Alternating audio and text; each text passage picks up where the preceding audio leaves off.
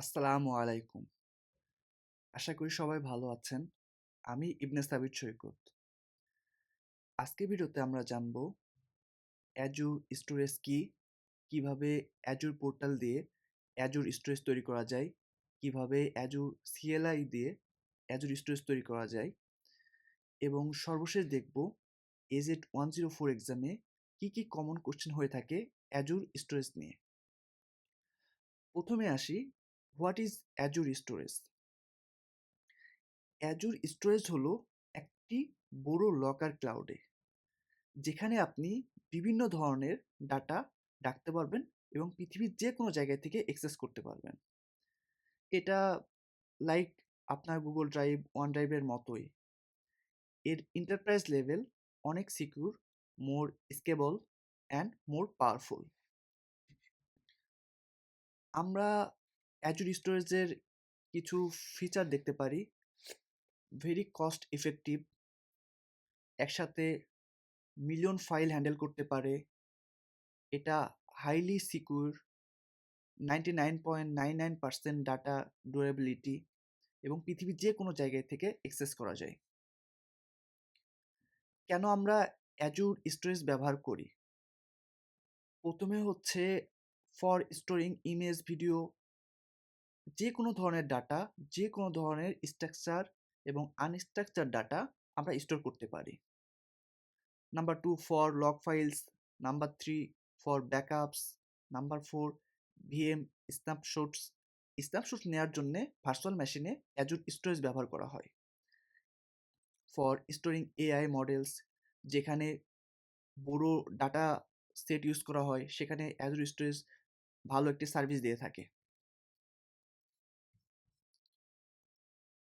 আমরা মূলত 4 ধরনের অ্যাজুর স্টোরেজ দেখে থাকি। প্রথমে ব্লব স্টোরেজ, যেখানে আপনি সব ধরনের আনস্ট্রাকচার্ড ডাটা স্টোর করতে পারবেন। সকল প্রকার ছবি, ভিডিও, পিডিএফ আপনি এখানে স্টোর করতে পারবেন। নাম্বার 2 ফাইল শেয়ার, এখানে আপনি ফাইল শেয়ার করতে পারবেন উইন্ডোজ এবং লিনাক্সে। টেবিল স্টোরেজ হলো নো এসকিউএল টাইপ ডাটা এখানে স্টোর করা হয়।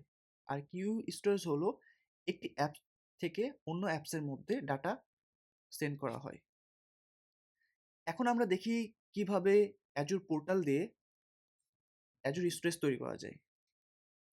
প্রথমে যে কোনো ধরনের রিসোর্স তৈরি করতে হলে পোর্টালে আমরা সার্চ করব স্টোরেজ, যদি আমরা লিখি চলে এসেছে। দেন আমরা ক্রিয়েটে ক্লিক করব। সাবস্ক্রিপশন নেব, যে সাবস্ক্রিপশন আন্ডারে আমরা এই রিসোর্সটি তৈরি করতে চাই। দেন রিসোর্স গ্রুপ নেব, যেই রিসোর্স গ্রুপের আন্ডারে আমরা রিসোর্স তৈরি করতে চাই। এবং রিসোর্স গ্রুপ কিভাবে তৈরি করে এটি যদি আমরা না জেনে থাকি, তাহলে আমার আগের ভিডিওটা দেখতে পারেন। আমি অ্যাজুর রিসোর্স গ্রুপ নিয়ে একটি ভিডিও বানিয়েছি। অ্যাজুর স্টোরেজ নেম, স্টোরেজ একটি ইউনিক নাম দিতে হবে, যে নামটি আর কোথাও ইউজ হয়নি এমন নাম। দেন রিজিয়ন সিলেক্ট করতে হবে, রিজিয়নটা সিলেক্ট করতে হবে কাস্টমারের কাছাকাছি কোনো ডাটা সেন্টারে। দেন স্টোরেজ টাইপ, আমি ব্লক স্টোরেজ নিলাম, আনস্ট্রাকচার ডাটা টাইপের। দেন পারফরমেন্স দুই টাইপের হয়, একটি হচ্ছে স্ট্যান্ডার্ড, আরেকটি হচ্ছে প্রিমিয়াম। স্ট্যান্ডার্ড হচ্ছে নর্মাল এসএসডি, কম সিকিউর। আর প্রিমিয়ামটা হচ্ছে অনেক ভালো এসএসডি এবং মোর দেন সিকিউর এবং কষ্ট বেশি। স্ট্যান্ডার্ডের ক্ষেত্রে কষ্ট কম পড়বে। এবং রিডেন্সি হলো 4 ধরনের হয়ে থাকে। রিডেন্সি হলো যে আপনি স্টোরেজ কোনো সমস্যা হলে অন্য রিজনে বা অন্য জায়গায় আপনার কপি করে রাখবে। এখানে এলআরএস আছে, এলআরএস হলো 3টা কপি করবে একটা রিজিয়নে। পরেরটা হচ্ছে জিআরএস, যেটা হচ্ছে 6টা কপি করবে 2টা রিজিয়নে। দেন জেডআরএস আছে, এটাও 3টা কপি করবে একটা রিজিয়নে। এবং জিজেডআরএস, এটা হচ্ছে 6টা কপি করবে 2টা রিজিয়নে। দেন আমরা নেক্সটে যদি যাই, তাহলে অ্যাডভান্সে আমাদের সিকিউরিটি টাইপ আছে। Require secure transfer rest API, এটা রেস্ট এপিআই, এটা যদি আমরা ক্লিক করি তাহলে এসটিটিপিএস ভাবে সিকিউর হবে, অন্য এসটিটিপি আসলে তা ব্লক করে দিবে। নাম্বার 2 হচ্ছে কন্টেনার, এটা যদি আমরা ক্লিক করি তাহলে কন্টেনার ওপেন করবে। পরে হচ্ছে আমাদের যে অপশনটা আছে সেটা হচ্ছে স্টোরেজ অ্যাকাউন্ট দুইভাবে অ্যাক্সেস করা যায়, একটা হচ্ছে কে দিয়ে, আরেকটা হচ্ছে অ্যাজুর ইন্ট্রা আইডি দিয়ে। অ্যাজুর ইন্ট্রা আইডি কি সেটা আমরা জানবো পরবর্তী কোনো একটা ভিডিওতে। এতটুকু বলতে পারি, ইন্ট্রা আইডি হচ্ছে যেটা আপনাকে পারমিশন দেবে আপনি কতটুকু ইউজ করতে পারবেন। সো আমরা যদি অ্যাকাউন্টের কি অ্যাক্সেসটা তুলে দিই তাহলে আপনি শুধু ইন্ট্রা আইডি দিয়ে অ্যাক্সেস করতে পারবেন। এখানে দুই ধরনের সিকিউরিটি আছে, এসএফটিপি, এটা হচ্ছে এসএসএইচ টাইপের সিকিউরিটি, অ্যান্ড এনএফএস যেটা ফাইল শেয়ারে লিনাক্সে সিকিউরিটি দিয়ে থাকে। আরেকটি ইম্পর্টেন্ট অপশন হচ্ছে এক্সেস টায়ার। হট হচ্ছে খুব দ্রুত ডাটা ট্রান্সফার করবে, ফ্লুয়েন্টলি ডাটা ট্রান্সফার করবে। কুল হচ্ছে মাঝে মাঝে ডাটা সেন্ড করবে, অ্যান্ড কোল্ড যেটা আর্কাইভ, খুব রিয়ার ডাটা সেন্ড করবে। নেটওয়ার্কে যদি যাই, এখানে কিভাবে আপনার স্টোরেজ অ্যাকাউন্ট অ্যাক্সেস করতে পারবে। আপনি যদি ইনেবল করে দেন তাহলে এটা পাবলিক হয়ে যাবে, ডিসেবল করে দেন তাহলে প্রাইভেট হয়ে যাবে, আর পরেরটা যেটা সেটা অলমোস্ট প্রাইভেটই, ম্যাক্সিমাম রেস্ট্রিক্টেড থাকবে। এবার যদি আমরা পরবর্তী অপশনে যাই, রাউটিং প্রিফারেন্স, যেটা ট্রাফিক কোন ওয়েতে পাস হবে। একটা হচ্ছে মাইক্রোসফট নেটওয়ার্ক রাউটিং, যেটা মাইক্রোসফটের ডিফল্ট, আর এটা হচ্ছে ইন্টারনাল রাউটিং, যেটা হচ্ছে পাবলিক।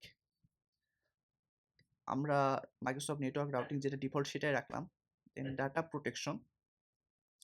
ডাটা প্রোটেকশন হলো যদি আপনার ব্লবস স্টোরেজ ডিলিট হয়ে যায় 7 দিন অবধি এটা থাকবে, এরপরে 7 দিনের পর অটোমেটিক্যালি একদম ডিলিট হয়ে যাবে। কন্টেনার ক্ষেত্রেও 7 ডেজ, সব কিছু 7 ডেজ, ফাইল শেয়ারের ক্ষেত্রেও 7 ডেজ, মানে 7 ডেজ পর্যন্ত এই ডাটা আপনার থাকবে, এরপরে একদমই এটা একেবারে ডিলিট হয়ে যাবে। ইনক্রিপশন, ইনক্রিপশন টাইপ, একটা হচ্ছে মাইক্রোসফট ডিফল্ট এবং কাস্টমার ম্যানেজ। ইনক্রিপশন হচ্ছে ডাটা মোর দেন সিকিউর, সো এটা হচ্ছে ডিফল্ট, আর এটা হচ্ছে আপনি কাস্টম করে নিতে হবে। Custom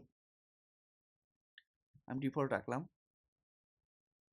and kiss, enable kiss করবেন ব্লক অন ফাইলসের নাকি সবগুলার করবেন একসাথে।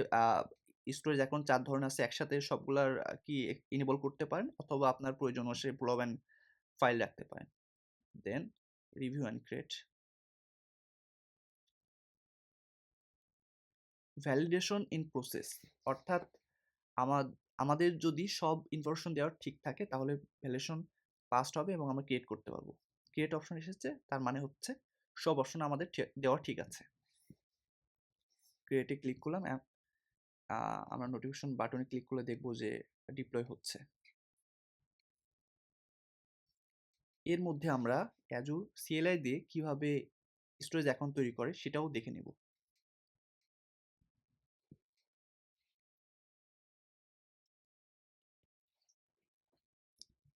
এখন ডিপ্লয় হতে একটু সময় নেবে, ডিপ্লয়মেন্ট ইজ ইন প্রসেস। ওকে, আমি বলেছিলাম যে অ্যাজুর সিএলআই দিয়ে কোনো রিসোর্স তৈরি করতে হলে প্রথমে কোন কমান্ড দিতে হয় আপনাদের মনে আছে?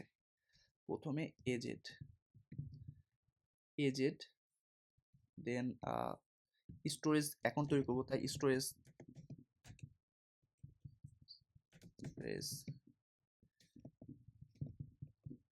অ্যাকাউন্ট, দেন হাইফেন হাইফেন নেম,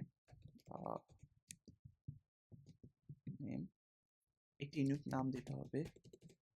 ইউনিক নাম দেওয়ার পরে রিসোর্স গ্রুপ আমাদের দিতে হবে, রিসোর্স গ্রুপ,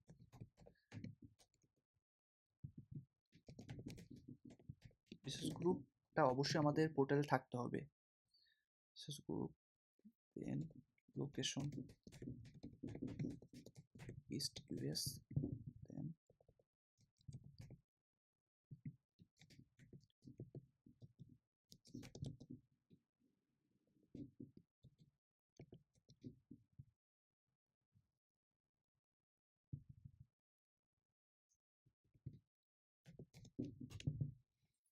দেন ক্রিয়েট হয়ে যাবে। আমাদের পোর্টাল যে যেটি তৈরি করেছি সেটি অলরেডি তৈরি হয়ে গেছে। তাহলে দেখব যে আমাদের রিসোর্স গ্রুপ ছিল ড্রিম অন 3, আমাদের সাবস্ক্রিপশন ছিল ভিজুয়াল স্টুডিও, পারফরমেন্স ছিল স্ট্যান্ডার্ড।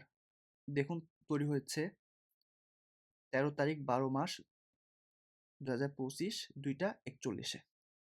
সব ধরনের ইনফরমেশন এখানে আপনি দেখতে পারবেন। আমরা চাইলে এই যে কন্টেনার তৈরি করতে পারি। কন্টেনার হচ্ছে block storage, file share. So এখন আমরা দেখি যে AZ104 এক্সামে অ্যাজুর স্টোরেজ নিয়ে কি কি কমন কোশ্চেন হয়ে থাকে। সো আমরা যদি এখানে যাই,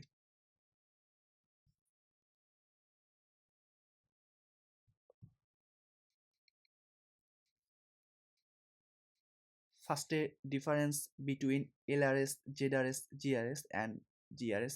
LRS এর ক্ষেত্রে চিপেস্ট 3টা কপি হয় একটা ডাটা সেন্টার। মেন ফ্যাক্ট হচ্ছে এই জিনিসটা মনে রাখা যে কয়টা কপি এবং কয়টা ডাটা সেন্টার। সো এইটা। এবং GRS এর ক্ষেত্রে এটার ক্ষেত্রে 6টা কপি হয় 2টা রিজিয়নের ক্ষেত্রে। এটা 3টা, এটা 6টা। আবার ZRS এর ক্ষেত্রে 3টা কপি একটা রিজিয়নে। দেন ZRS এর ক্ষেত্রেও 6টা কপি 2টা রিজিয়নে। সো এই জিনিসটা মনে রাখতে হবে। ওয়াটার স্টোরেজ অ্যাক্সেস টায়ার, 3 ধরনের স্টোরেজ টায়ার্স আছে। একটি হচ্ছে হট। হট হচ্ছে যে আপনি ফ্রিকোয়েন্টলি ডাটা পার হবে, দ্রুত ডাটা পার হবে।